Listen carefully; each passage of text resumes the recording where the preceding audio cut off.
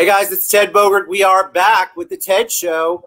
Last show of Friday. Very excited to have this young gentleman on.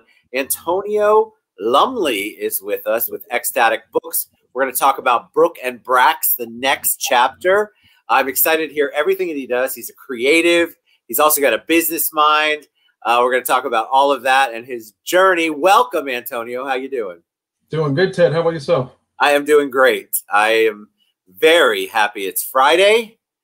I know for a lot of people it doesn't make a difference, but for me, there's something about the mindset of Friday that makes me in a good mood. I don't know why.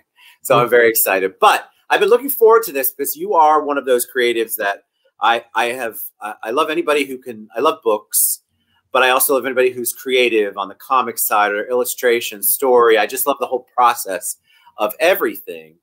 And so when our mutual friend Katrina said, you should have Antonio on the show, I'm like, bring him. I love talent. So we're going to dive into Brook and Brax. We're going to dive into Xtatic Books. But first, we want to learn about Antonio. So tell us a little bit about you, my friend. All right. Well, my name is Antonio Lumley. I am the owner and author at Xtatic Books. And we just got this company started about a couple of years ago. And so we're just hitting the ground running. So we're looking to do really big things for 2021. So tell us about your background. Tell us about you. You obviously weren't born, and then you decided I'm going to be a book owner, book company owner. So what was the journey to get to where you're at? Were you always literary? Did you always enjoy books? Tell us a little bit about the journey. You know, it's kind of funny because I never thought that I would be a owner of a book company, but I've always been into engineering. So I just kind of stumbled upon this. You know, my background is in construction management. So I've been in construction for like 25, 26 years. Wow. Yeah. Also done a lot of engineering. I'm currently in the Orlando area. And so I've worked all over I-4 and, 429, those bridges over there. And that's such an interesting combo. You've got the creative and the technical side in you. Yeah. But when I was younger, I used to always draw.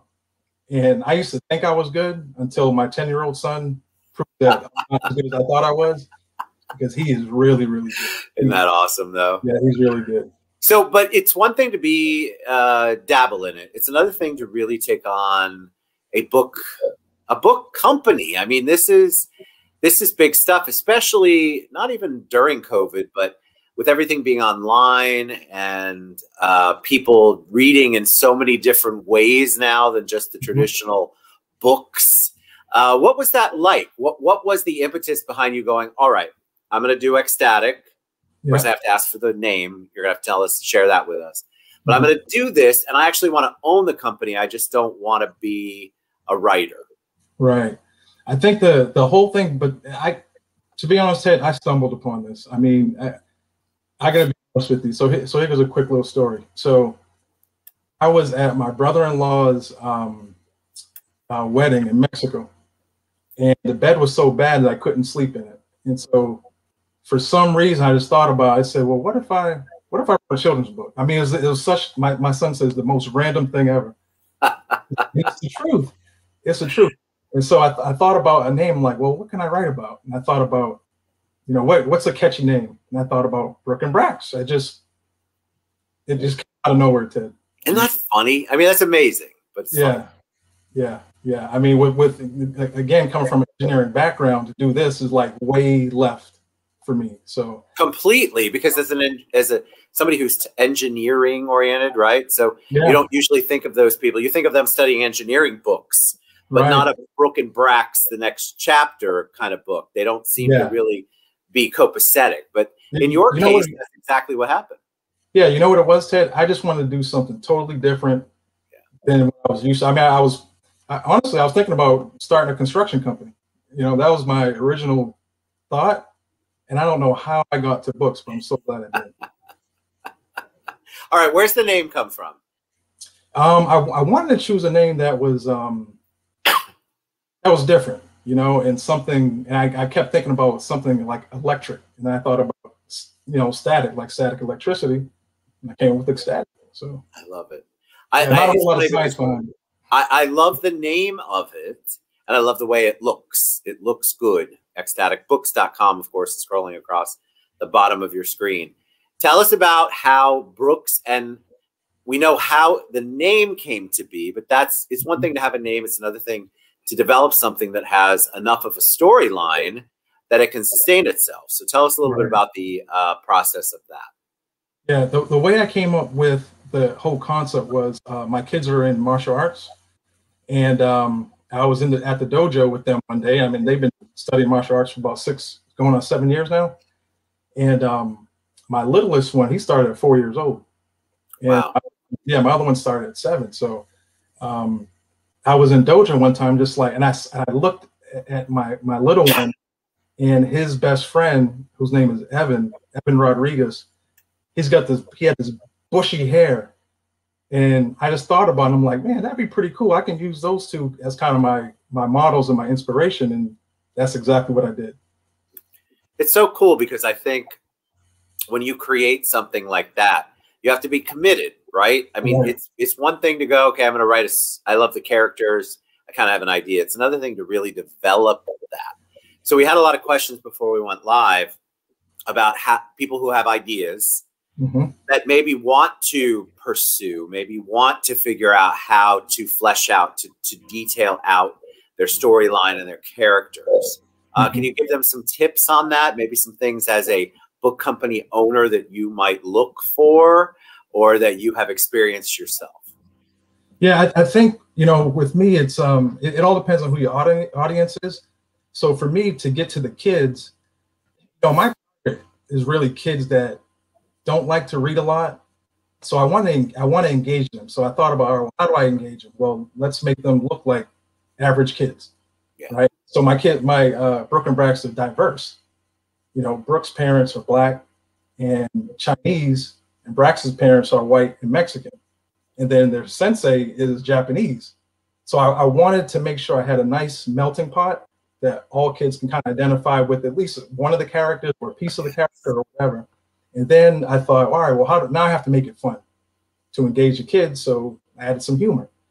But during all that, I always want to bring a positive message, for the kids, like, do good in school. That's one of my messages.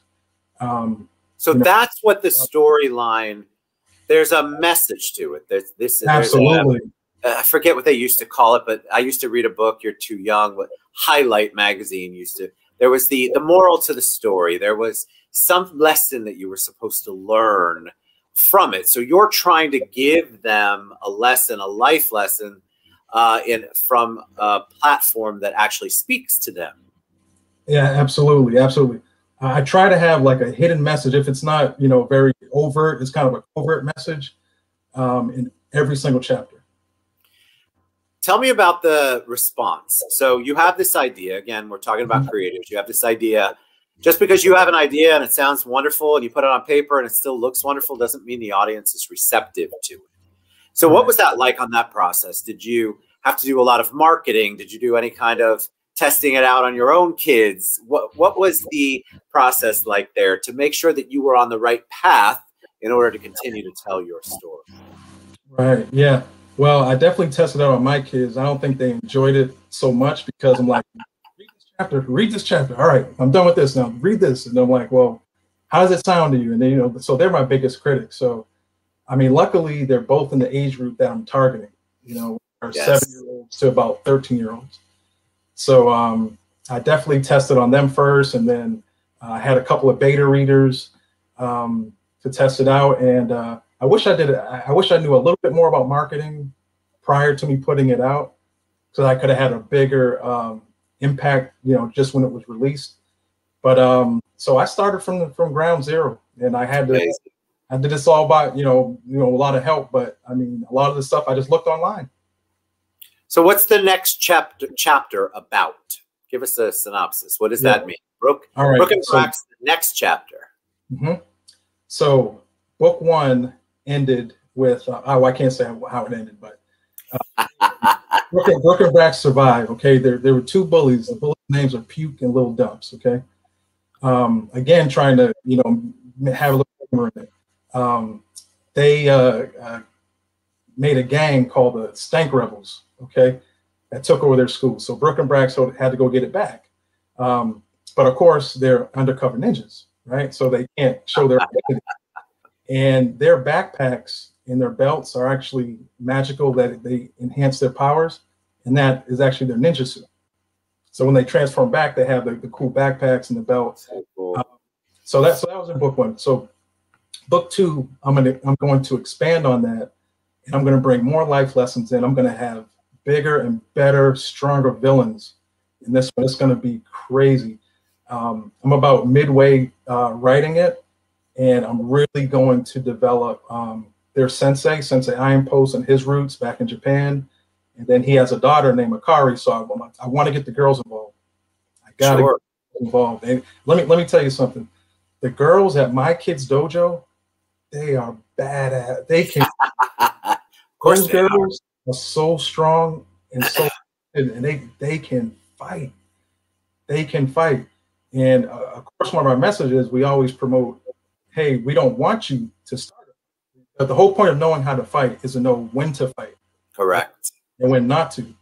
And only, you use it for defense. But these girls, so I'm getting inspiration from my kids' dojo, which is BBFC. What do you want to do long term? Do you want to have more authors? Do you want to develop more storylines? What's some of your short-term, long-term goals for Xtatic? Yeah, that's a good question. I don't know. I think after book 2, I'm going to see how things kind of shake out. I dabbled into the comics with them. I have 2 comics out. One is Brook and Brax versus Pandemic. Pandemic is a spinoff of the COVID-19. I was trying to make it a little fun for the kids, so it didn't seem so serious for them. They need it. Yeah, and then I have a anti-bullies handbook out. It's only like 5 or 6 pages, but it illustrates the different forms of bullying, cyberbullying, verbal, physical, and kind of how to combat that. So that's awesome. Yes, sir. Yeah. So we have that under our book, and we're gonna see after book 2. You're gonna see. I'm open to anything. Are you taking on new authors? If somebody has an idea and wants to do something, is that something that you take on? We had that question before we went live too. Yeah, that's a good question too. For me, I'm just going to focus on book 2, but I'm definitely open to that. For me to explore. So, because there's so many creatives out there, but the world of trying to get your idea published is so far removed from the old traditional world, and there are so many platforms and venues and companies. It can be a lot for aspiring authors to try to do all of that. And so to have a local company like you is really kind of a cool thing, because you're here, you're also doing your own thing, you're putting out your own product and content, and yet you're engaging, or you want to engage creatives, which I think is super, super cool. All right. How do people reach you? How do people find Brook and Brax? How do they find Xtatic books? What's the best way if somebody wants to download anything, buy anything, get involved, learn more, or maybe talk to you about their book? Go to xtaticbooks.com. I have everything there. I have those 2 comics I mentioned. Those are free. They're free downloadable comics. We've got some other illustrations in there. To buy the book, you can go straight to my website. There's a link. You can also go to Amazon. You can also go to Barnes & Nobles. And all my contact info's there. So go to the website. Everything's there. What do your kids think now? Last question. What do your kids think now that you've got Brook and Brax? They're a little older. And what do they think now about Dad working on this? I think they're definitely open to it before. I think, one thing about me, Ted, I'm a guy that if I start it, I'm going to finish it. I don't like to start projects and so I think they weren't sure at first, but now that they saw the book out, and so now they know Dad's not playing around. Kids question everything we do. We're embarrassing until we're not, or until they get older and realize we weren't that embarrassing. Right. But I love the fact that your kids were involved. I think it's so important because their perspective is critical for the target audience that you have. The anti-bullying thing is so important. So I want to make sure that when you share the show, and I will too, that we hashtag that and make sure that people know that you have some material and some content for that, because that is cyberbullying, especially, is just such it's out of control. It's completely out of control, and there is just no real good control for it. And so many kids are suffering through it, and most of the parents don't know because it's all on cyber. So Antonio Lumley with Xtatic Books. Big shout out to Katrina from Cosplay Marketing for the intro. Go to xtaticbooks.com. Check out Brook Brax, the next chapter. Reach out to Antonio. He's just as nice. Like, come on, this is an owner of a company.